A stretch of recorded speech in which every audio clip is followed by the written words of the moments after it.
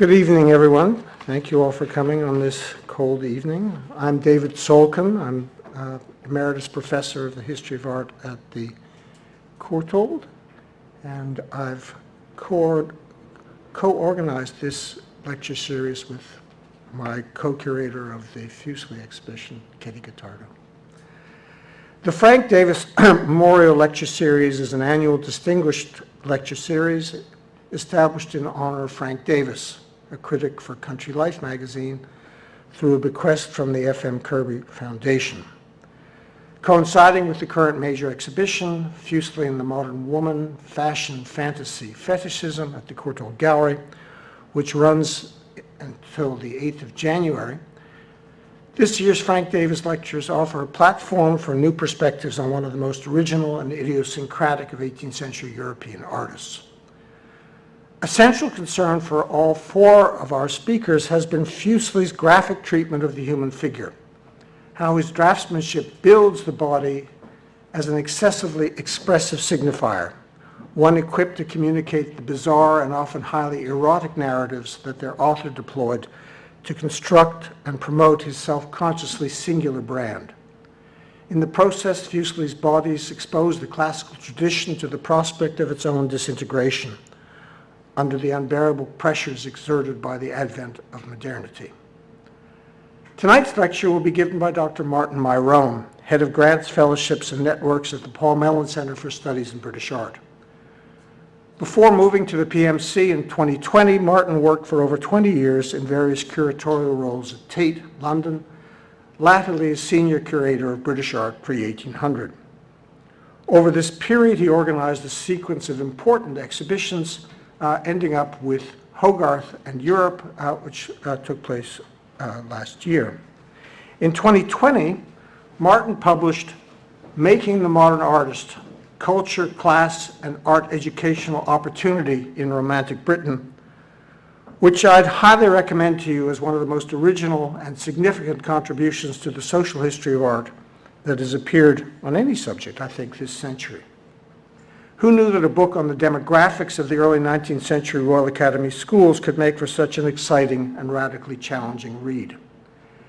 There'll be a follow-up in the next volume of the Walpole Society, which will be devoted entirely to Martin's biographical dictionary of students at the Academy from 1769 to 1830. But I'd like to end this introduction by highlighting Martin Myrone's outstanding contributions to the scholarship on Henry Fuseli. I don't think anyone has done more than he to shape modern Fuseli studies. Martin began this task on a modest scale in 2001 with an 80-page monograph that remains the best introduction to the artist, and it staked out two groundbreaking arguments that he would go on to develop over the next several years. The first of these was a compelling historical explanation for Fuseli's singular representation of gender, while the second established for the first time the close affinities between his imagery and late 18th century Gothic literature, a connection that seemed so obvious once Martin had pointed it out, but that no one had recognized before him.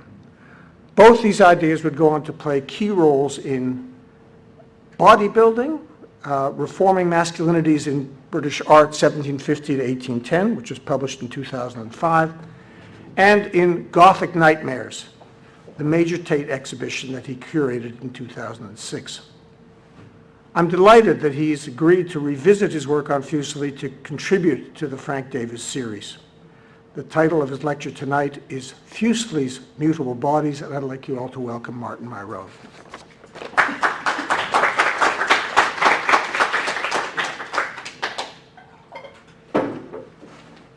Well, thank you very much for that, David, and that kind of excessively kind introduction. And I guess it's kind of tribute back. I should say it's probably almost 30 years ago that, David, you kind of pointed me in the direction of Fuseli as a MA student thinking about doing a PhD. And I think you gave me a spare copy of the Fuseli Circle in Rome, the 1978 Yale exhibition. And said, yeah, Mum, there might be something in there, you know, there might be something in there. So I feel like I spent the last 30 years not quite kind of, you know, writing the book that maybe you would want to see about Fuseli. I don't know, but you've done the show now, so you've had your chance.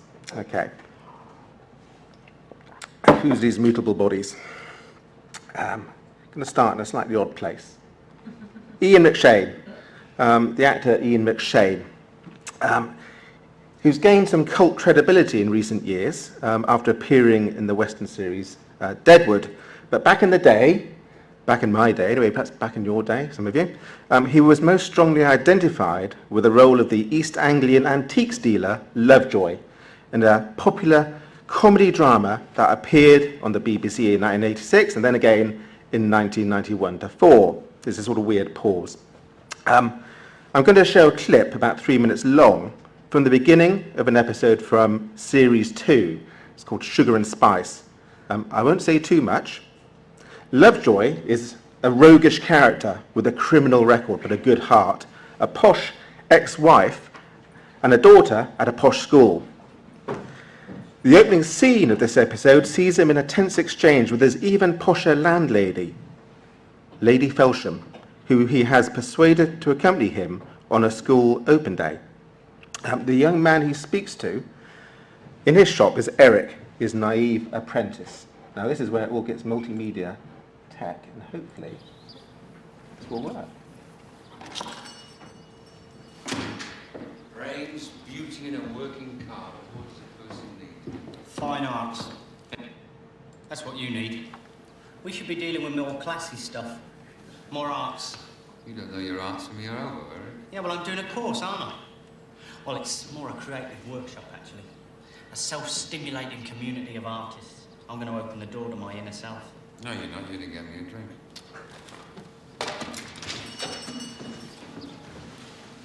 Mr. Lovely, Yes?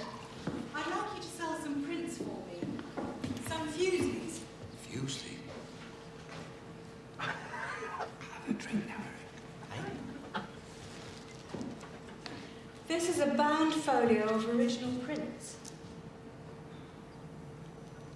It's genuine. Quite a find for teenagers. How much are they worth? Can you value them? Aren't you going to take a look? We can't sell these. But they must be worth thousands. After the Marquis de Sade, Fuseli was the greatest pornographer of the 18th century. Doesn't he know that?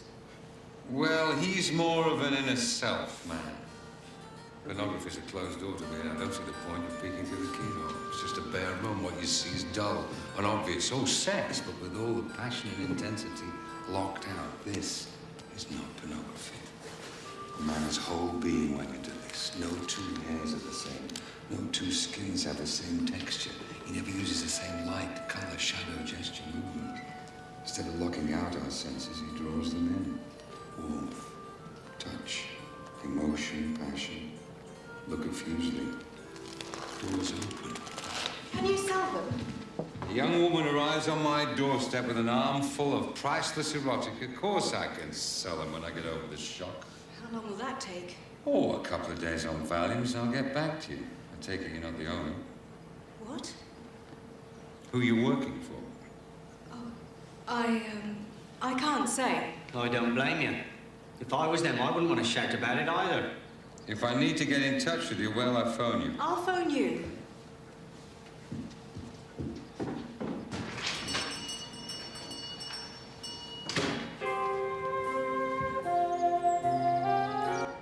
Right, here's enough of that. Let's go back to slide.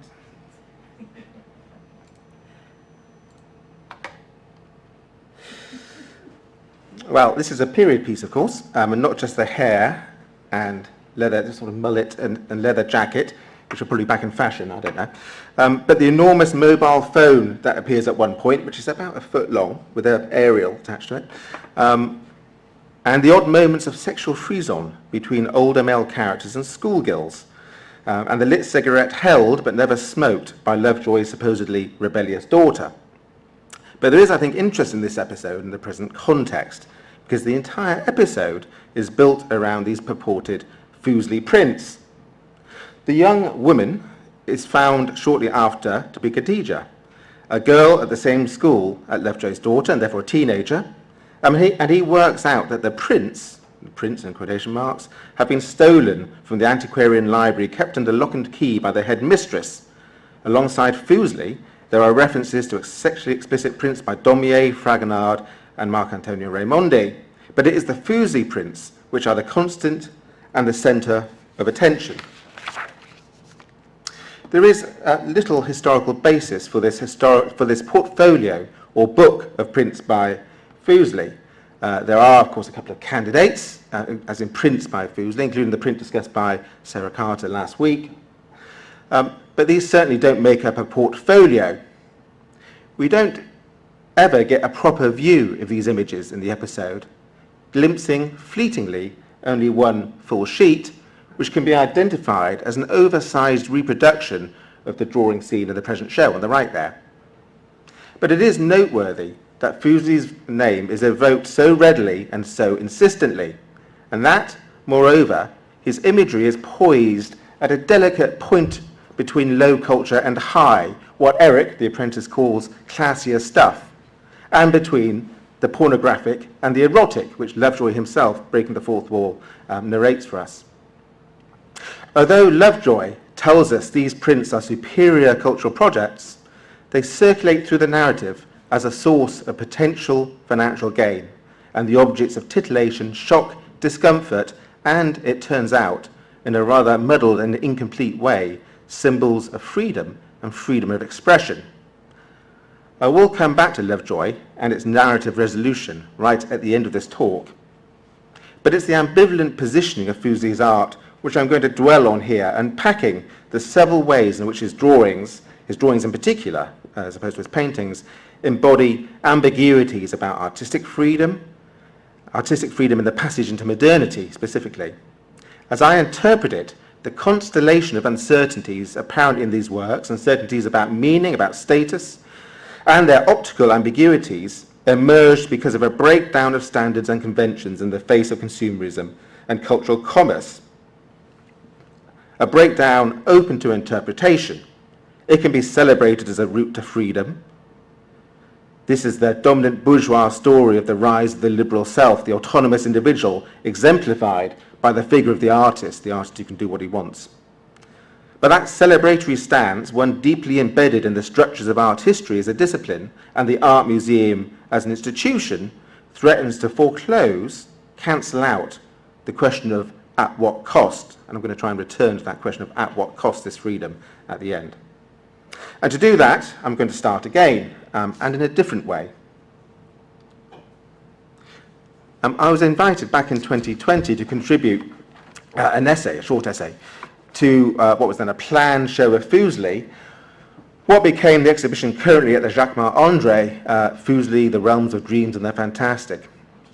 This is an image from a document shared with me at a stage of the planning stage, showing a drawing which is due to be included. It struck me then that there was something wrong with the image. It's Prometheus chained to a rock, approached by Io, who should be a cow rather than a woman at this point in the narrative, from the sea. But the sea runs vertically. See, the sea is sort of going up there. And there's also an inscription, which also runs vertically. Allerton, I think it's 1799, Allerton, which is in Cheshire.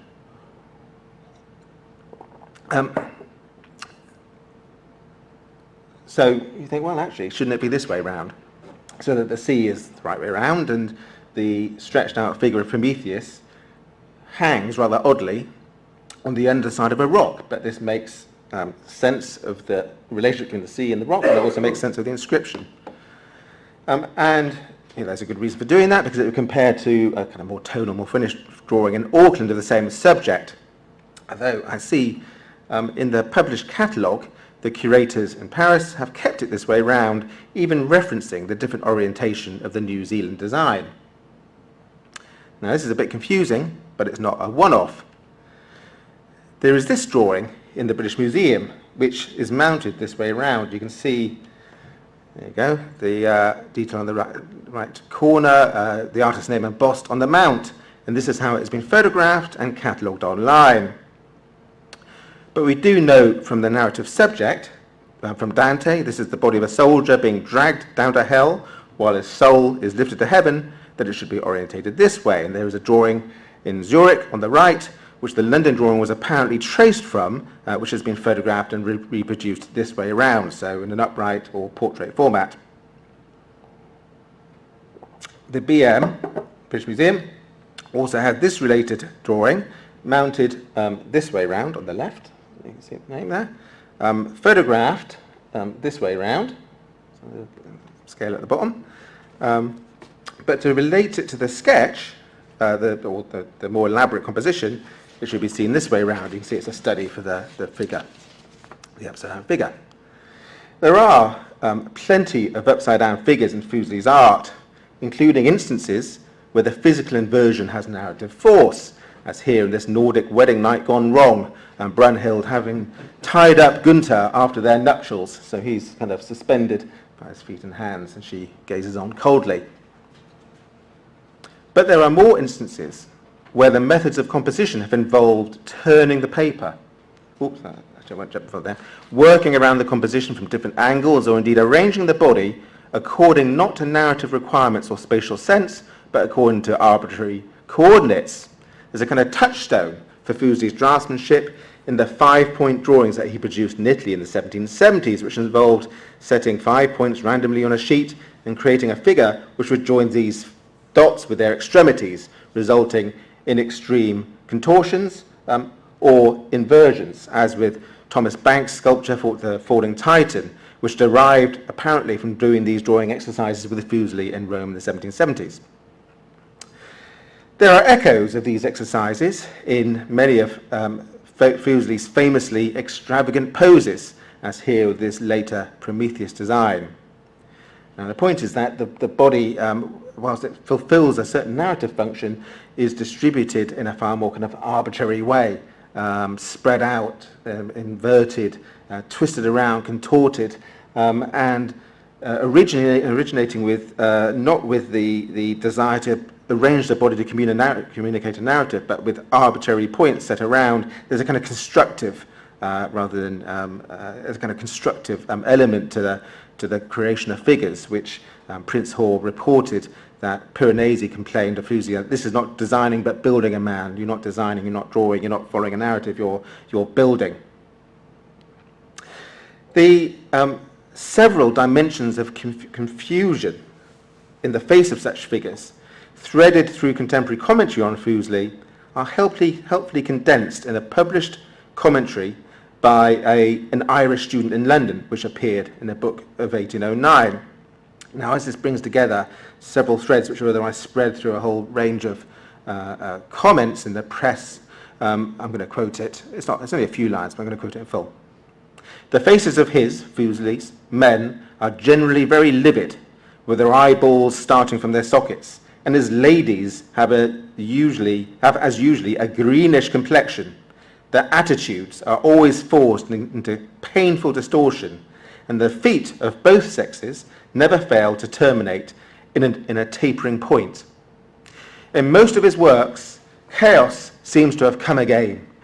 Indeed, with such incomprehensible sublimity are his subjects sometimes handled, that the men employed at the Academy by the hanging committee to hang up the paintings according to their directions previous to the annual exhibition, actually, by a most ludicrous mistake, suspended one of his pictures with the bottom upwards, from conceiving that the top was the bottom.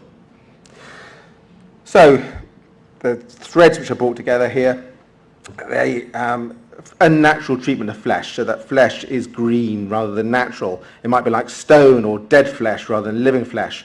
Poses are about pain rather than accomplishment, rather than achieving or communicating a narrative. Feet are very pointy, as are hands and other extremities, and the sexes are not distinguished in that regard. But above all, the body is rendered chaotically, against nature and against anatomy, so a painting could, it was imagined at least, be hung upside down. Now, the hanging upside down of paintings is a familiar trope in modernism, resurfacing again just in October with the case of the Mondrian in a German museum. There you go. As Mondrian been exhibited upside down for 75 years, New York Times, Mondrian upside down, or is it an abstract enigma? And the curator, the director of the German museum in response to this sort of what became kind of criticism of, well, do these art historians not know which way this painting is meant to be up, said, well, we cannot know what is correct or incorrect. But then there's this New Yorker article which kind of goes to some efforts to recuperate this failure to interpret or understand the Mondrian painting as a demonstration of artistic freedom and authenticity. So the fact that you can't really know which way this painting is meant to go up is a sign of originality of purpose and a tolerance for open-ended inquiry. The idea of the artist creating a work which is not kind of closed but is open to interpretation, and there's no, I mean, the claim about it being upside down is based on a studio photograph, and I know it's kind of unresolved, and there's probably Mondrian people who will say, something else. But, there's this kind of recurring trope of modern pictures being hung upside down. I think there was something in MoMA in the 60s which became a news story and at other times as well. So this sort of an uncertainty about the orientation of the picture, and this uncertainty signalling an idea of artistic freedom, Fuseli's contemporary commentators were starting, even in the 18th century, to explore the same point. For Fuseli's critics, his failure to represent nature effectively or in an orderly way was a sign of indolence, incompetence, or cynical sensationalism. For his supporters, the same qualities were a sign of his extreme rule-breaking genius. If it is extreme to be unable to distinguish the top from the bottom of a figure or a whole picture, it is also that contemporaries observed that you could not always tell the inside from the outside of Fuseli's figures.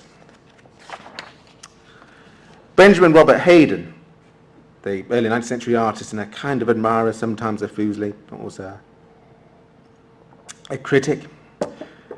Hayden complained of Fuseli's figures that they looked like surgical preparations that had burst, skinned as they were, out of bottles in surgeon's hall. So they're kind of like pickled human specimens stripped of their skin.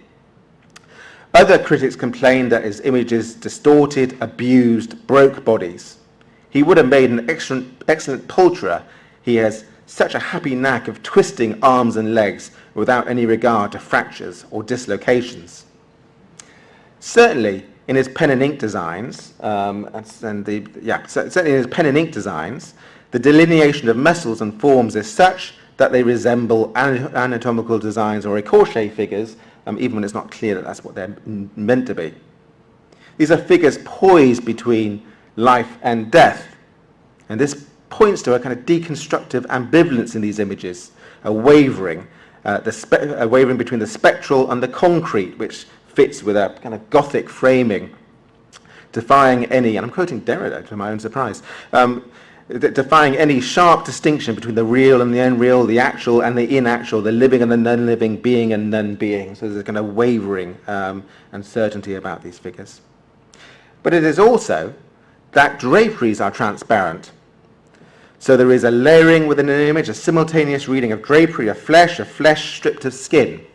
If Ketty is right to note that it was flaunting convention to suggest that the artist might sit partly nude with the Hess sisters, he is surely skinless as well. There's not just that his draperies are just transparent and there's a musculature, there's a kind of almost suggestion of a skinlessness. And here, there is the methodology of turning over, tracing and repeating, as with this double-sided design, well, not double-sided design, but this tracing through of a design in Stockholm. If, in relation to one another, individual designs seem to show flesh or skin stripped away in a procedural way, with the turning or flipping of the sheet, Fuseli's mark-making is involved here as well.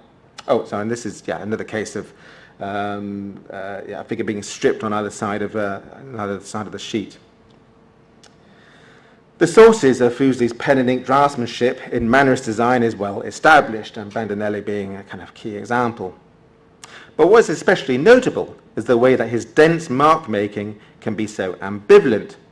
So it is unclear whether these lines serve to mark contours or outlines, divisions within or between muscles, whether there are tendons being described, or if these just are marks intended as shading. The effect in the most densely graphic designs is to create divisions within the body, seeming to unfold or open up forms. Figures are anatomized graphically. I'm thinking here, so you can see this is a detail of the ear and neck, but in a very kind of confusing way, a kind of a detail which is outside of the main figure in this study. So the figures are anatomized graphically, and I'm thinking about how in anatomical illustrations like this John Bell anatomical plate from 1794, the dissection is shown in process. Skin is shown being visibly pulled back and muscles pulled apart, the body open to view. And the detail, you sort of think, how there's sort of delving into the body, how those, I don't think the kind of the deepening of divisions between muscles, which is sort of like a excavation of the body. Judged by academic standards, the academic art standards, Fuseli, remember, had no academic training as an artist. There is a definite failing here. Lines are multiplied. The body's unfolding, dissection, opening up, becomes a narrative element of the image, even if the figure is static, or its gestures and pose directionless and meaning. Thus, as here, the body becomes a spectacle in its being shown in the process of being revealed, exposed, stripped. There is a narrative force purely in the process of looking and revealing. And there are bodies which are, without being actually contorted, ambivalent. Is this the back or front of this woman? The back cleavage, which apparently is a thing if you Google it, the back cleavage, seen in isolation, doesn't offer clarity.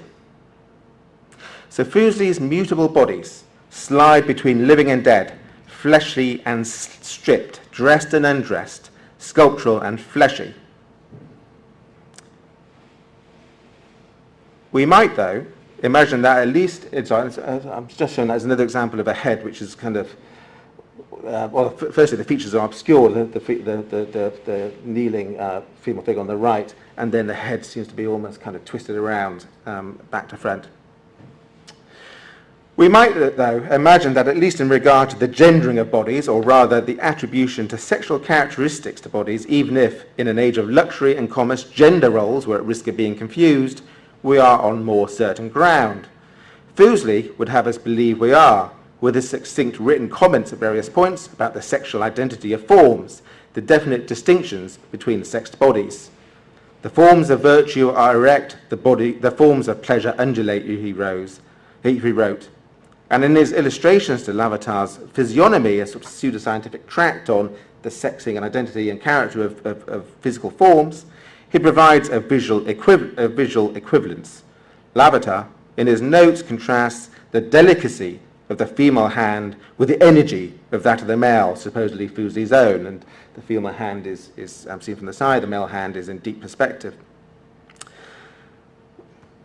And then with this female hand, the ambivalence between textile and flesh offers an opportunity for lascivious speculation. Fuseli's design seems to complete the images of women reading with one hand, an established kind of boudoir genre, fitting with exploitative images of female sexuality.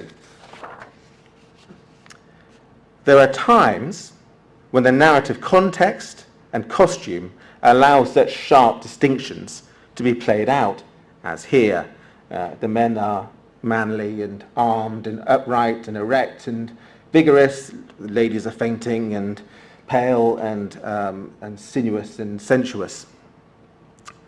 But there is more ambivalence, and this is not just in the reversal of roles in a narrative sense, or even in the muscularity of females' figures. There are elements of morphing or mutability at several levels. So with his most sexually direct renderings of female figures, it's been noted aplenty that there is an abundance of phallic symbols. I mean, I could point them out. You could probably work it out for yourself. Look, there's a couple of big ones there, and there's some little ones around there, along with some vaginas. So the most explicit, so there's the abundance of phallic symbols. We've been hearing about this in earlier lectures. And it's been noted that there are hairdos that take on phallic qualities. And there are multiple opportunities for the classic cock and balls to be drawn with a few quick lines, like here, or here. There you go. There's one, or even there, actually. There you go. Back and head as penis. Now, so I'm not suggesting that you defile your copy of the excellent catalogue by drawing designs like this, although it's very tempting to do so. Maybe you have to be a 12-year-old, I don't know. It's very tempting to do so. Obviously, you should buy a second copy. I think they're still widely available online in the gallery shop. Buy a second copy, and then you can start graffitiing them. The emphatically symmetrical rear view images of women, which are so common, are, you might want to kind of organised so that the female body becomes potentially phallic. And I think that insistent symmetry that we see, which renders the female form not as kind of sensuous and succumbing, but erect and phallus-like.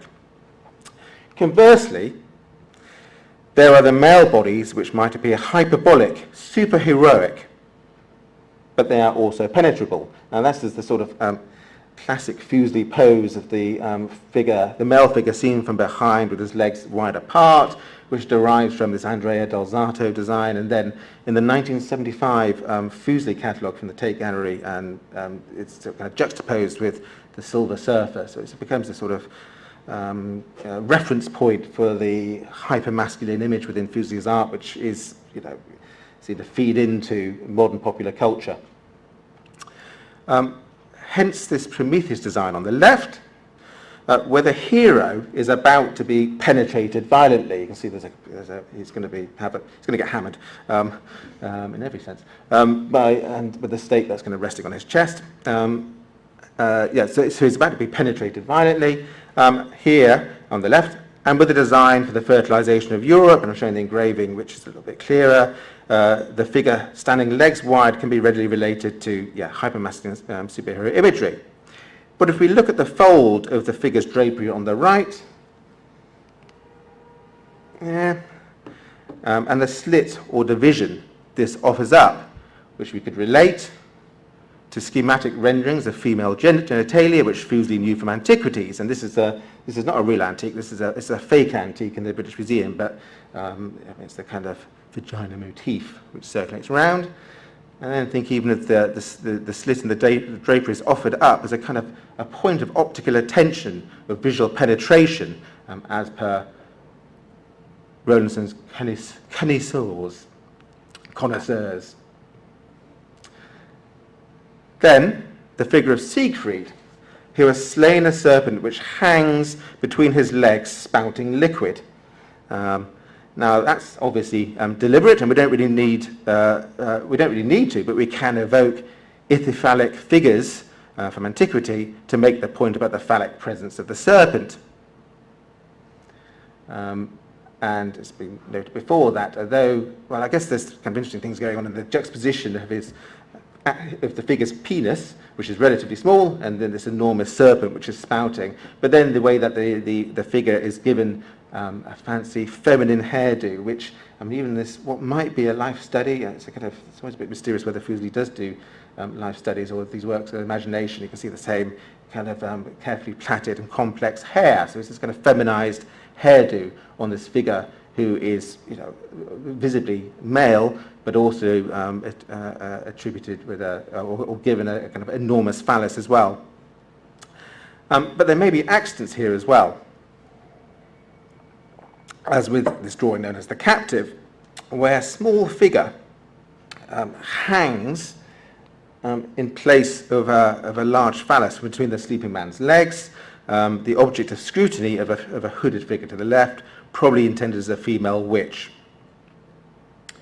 This sort of suggestive juxtaposition of figures is something which is drawn out by William Blake. Blake kind of I'm going to say a little bit more about kind of works within a Fuselian mode, not just in the kind of exaggeration of figures or in the kind of the creation of kind of imaginative or imagined narratives, but also in the collapsing together of the logic or the collapsing of perspective and of the logic of scale. So you get tiny figures and big figures, and you get figures who are kind of grafted together within a single plane. In the case of these two plates from Milton, with what's been seen in the modern literature, at least, as a kind of suggestion of homosexual interaction. This derives from W.J.T. Mitchell's commentary, who sees in these figures drastic homoerotic implications. More recently, Christopher Hepner relates this not to a kind of intentional homoeroticism or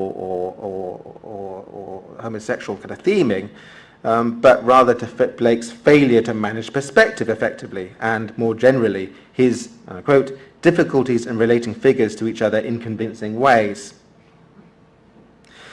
We are generally compelled to recuperate such accidental juxtapositions or ambiguities as signs of experiment and therefore of modern creativity. I mean, back to the picture which is hung upside down, but maybe it can work that way because you're so inventive.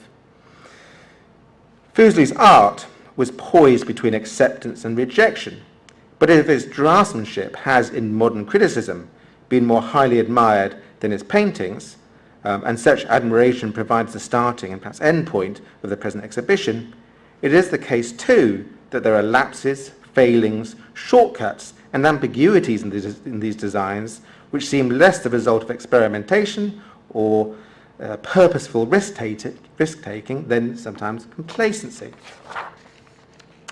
A newspaper critic in the 1790s called this the ingenuity of idleness. He was talking about Fuseli showing figures where the faces were turned away, the concealment of the face in which painters are aware that the greatest part of their story is expressed. And we can think of how often in Fuseli's drawings and his paintings, faces are obscured, or joints, the effective articulation of which were a standard test of academic draftsmanship, or are covered by drapery or simply fudged.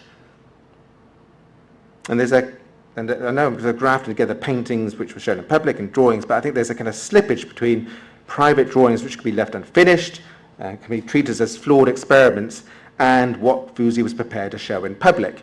Some of the same flaws and shortcomings, the shortcuts that we see in drawings and you might excuse, were apparent also in public works.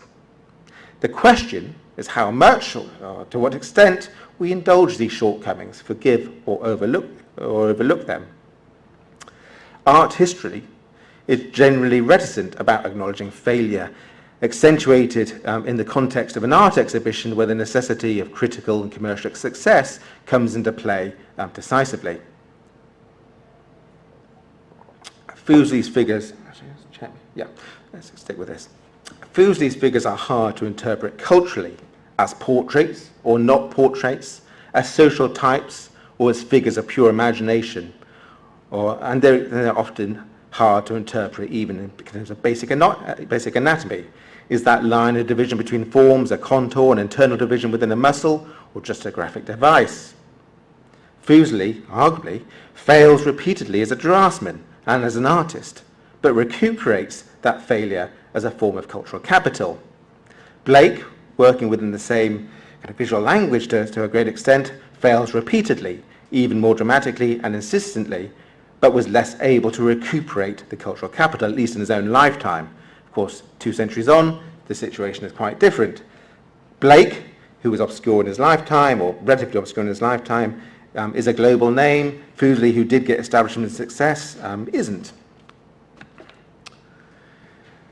The social biographical aspects of Fuseli's life come forcibly into play here. The persona he adopted, largely successfully, as an eccentric genius, underpinned by his cultural inheritance coming from a family of artists, educational capital as a university-educated painter, a rarity in Britain at this date, and his culture as a Swiss alien, a foreigner who kind of played up his accent. And this insulated him to a degree from criticism and secured him freedom as an artist. It's not that he didn't need to sell work, but that he could sell and publicize work which did not conform to standards or that were even not very legible. There is an economics of artistic labour in play here, in which the question of whether these drawings were private for private circulation or, whether these drawings were private for private circulation or for sale is less important than the question of whether the artist had the time and resources to undertake them at all. The failure to make clear in his erotic drawings whether these figures are sex workers or his wife, portraits or ideal figures, is the ambiguity at the heart of the exhibition, recuperated, arguably, as an object of interest rather than as a failing. They are accepted as signs of experimental freedom rather than simple failure or the ingenuity of idleness.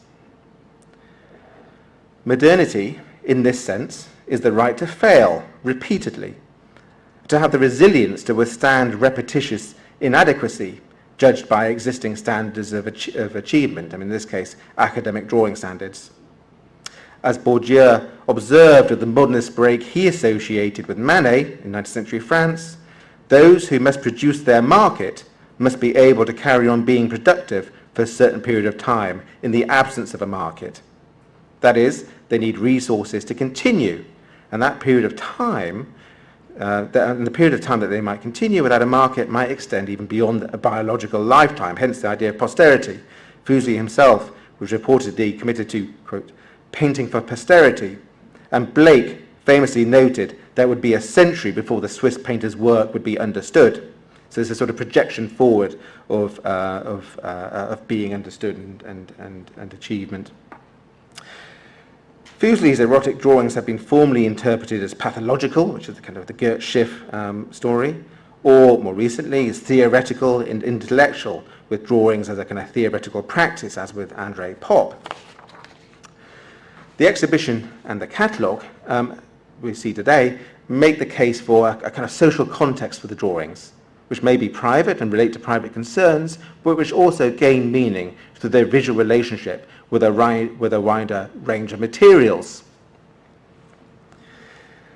In the context of a drawing exhibition in an art gallery, there are limited opportunities to situate Fuseli's designs within a wider visual context.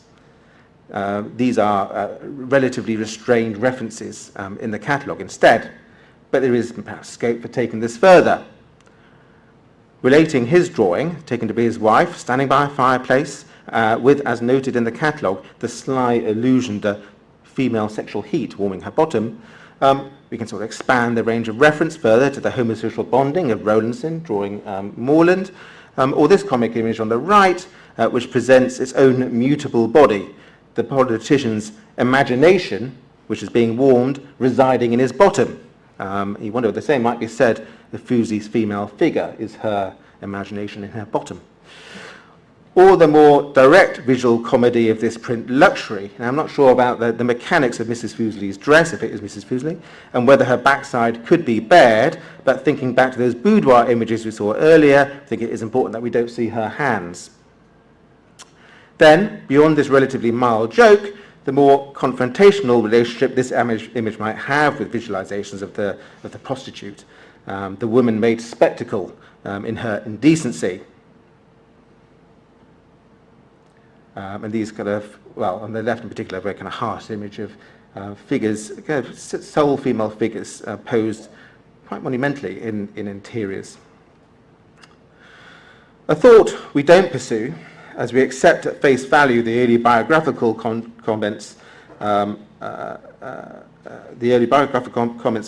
which insisted that Sophia Rawlins, Fuseli's wife, was respectable. It's striking that the exhibition and catalogue make little reference to the historical realities of prostitution. These are images of imagination, yes, but are we right to so fully decline to engage with the potential relationship these images have with real-world practices? Is the world of imagination so insulated? Is it that our grasp of how these drawings are great, and if we don't use that term exciting, compelling, original, adventurous, experimental, is that enough of an alibi to serve them up in aestheticized display even as we acknowledge that they may embody violent, abusive, and regressive ideas about gender and sexuality. This is surely a legitimate question, although not one that has surfaced in mainstream press responses to the show, whether in the context of liberal or conservative media, but only rather in the margins of online commentary, and a couple of comments which suggest this question. The attempt to draw in questions of gender and identity are far more readily rejected in the mainstream press, as in the Times Review, than the quality or content of the work and its legitimacy for museum display put in question. So there's a kind of a readier rejection of the relationship set out in the catalogue of these works to questions about identity, and not really any questioning about the quality of the work or its appropriateness for museum display. In the final pages of Down and Out in 18th Century London, the historian Tim Hitchcock laments what he perceives as a turn in the writing of British history in the 1990s towards an engagement with a public sphere which aligns with and arguably helps validate contemporary neoliberalism, and a modernity found primarily between the ears of the middling sort, I'm quoting there. The reference points Hitchcock provides for this bourgeois turn in historiography include the bright lights of the new shopping experience and the emotional effect felt on reading a good novel, but it could equally have included spaces for making and exhibiting art. If those spaces fostered new possibilities for social criticism, it was a kind of criticism which nurtured rather than actively disrupted the liberal individualism of this new public sphere. As at least formally triumphant products of bourgeois modernity, art museums and art history as a discipline arguably perpetuate this arrangement, serving as regulating mechanisms steering cultural material back to bourgeois utility, even when, as with sexually charged materials like this, they might threaten to derail or undermine cultural value. Which just brings us back to Sophia Fuseli. Well, it doesn't bring us back, but we're going to take us back to Sophia Fuseli. We are told by Fuseli's biographer, John Knowles, that she was an artist model, was from Bath Easton, near Bath, and was on a visit to London to see an aunt when she met and married Fuseli, when she was said to be 20 years younger than Fuseli when the couple married in 1788. Knowles says she was of respectable parentage, although this phrasing is entirely conventional and really not substantive. As Kevin Salatino noted a few weeks back, we know very little more about her, although that, I think, has to do with the limited efforts to find anything out, which I hold my hands up to about myself. But there are, I think, routes open to us. When Fuseli and Sophia Rawlins married at St Marylebone on 30th of June 1788, the witnesses were J. Johnson, surely Joseph Johnson the publisher, and Diana Rawlins. Is this the aunt, referenced by Knowles? Sophia appears as of the parish, so had a local base in London when she married. And this Diana Rawlins seems likely to be the spinster of that name who was insured at 43 Good Street in 1787. It is almost certainly her, if she is the same Diana Rawlins of Good Street, who was buried at St James Piccadilly in January 1796, her will dated 1795, entrusting the care of her infant son, less than 5 years old, George, to Henry Fuseli. This George, now George Rawlins Fuseli, was the little kinsman and potato eater peasant, who was entrusted to the Liverpool schoolteacher William Shepherd by Fuseli in 1803, with instructions that he itches for the rod, he needs discipline. Fuseli also introduced him to William Roscoe, indicating that the boy would be kept out of his way and would not enter his house, but might usefully be allowed into Roscoe's waste grounds, as he is an able gardener. If this is all on the surface jokey, there is also a violence here based around class. Of George Rawlins Fuseli, as he now was, we know only that he served in the East India ships Europe and Lord Castlereagh. For in 1810, he gave Robert Balmano power of attorney to claim any prizes or wages associated with that service. After that, he's not heard of again, and is not mentioned at all in Sophia or Henry's wills. But as we know of this Diana Rawlins, this George, and we know that Sophia came from Bath East and near Bath, there is surely more to find out. For now, I was able to note with interest that Diana Rawlins' address of 43 Good Street was in 1786 advertised as the location of the sex worker identifying as Miss Gladwell in Harris's list of that year.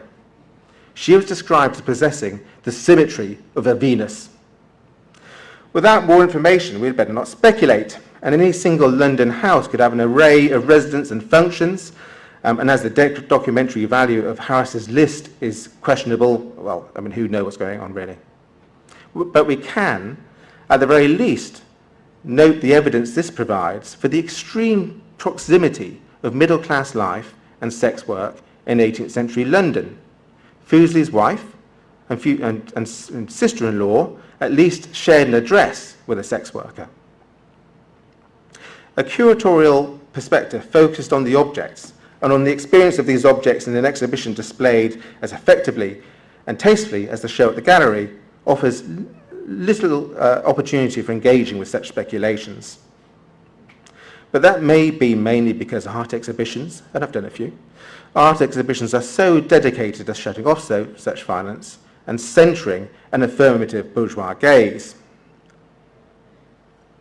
It may be only in the paracuratorial, the things outside the show, that it becomes possible to mobilize such thoughts. And I'm thinking here of discourse in the field of contemporary art curating, particularly Paul O'Neill on the paracuratorial, which he represents as offering a possibility of resistance to, and I quote, a regression to the artwork first model of curation, curating as selecting from an already sanctioned art market, curating reduced to working within institutions, establishing a canon or selecting from within a canon. So, the paracuratorial, the stuff outside an exhibition or at the margins of the exhibition, offering more opportunity to challenge the kind of the logic of the artwork within capitalism than the exhibition itself. With this in mind, we can return finally to the episode of Lovejoy and review how it ends. Khadija, the schoolgirl, it turns out, has an older sister who's being blackmailed by the local pharmacist who undertook a pregnancy test for her and who was threatened to reveal her medical records to the family of her husband-to-be, identified as wealthy Muslims concerned that she be a virgin on marriage. It is suggested that the only reason the older sister ended up having to go secretly to the pharmacist was because the headmistress would not let her go on the contraceptive pill.